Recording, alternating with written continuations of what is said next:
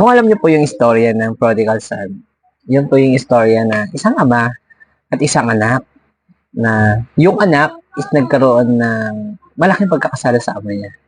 Na talaga naman dumating sa point na inisip niya na sana namatay na lang yun. Kasi yung bagay na ginawa niya, ginagawa lang yun kung ang isang ama ay mamamatay na or namatay na. Diba? Yung about po sa mana. Kinuha niya yung mana niya para mamuhay na gusto niya, magawa niya yung mga bagay na gusto niya, di ba? Pero ang hindi po maganda doon, buhay pa yung tatay niya, di ba? Ngayon, dahil sa pagmamahal ng tatay sa anak, binigay. Ngayon, nagkaroon ng pagkakataon na ginamit niya yung pera, naubos. At isang bagay na ginawa niya is bumalik siya sa ama niya.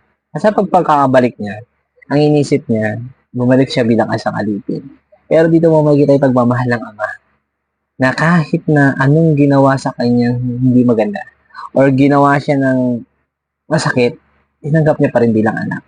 Katulad ng pagmamahal sa atin ng Panginoon na kahit anong man na kasalanan na ginawa mo, kung ikaw ay magbabalik at magsisisi na ikaw ay nakagawa ng hindi maganda at magpapakumbaba ka, tatagapin tayo ng Panginoon.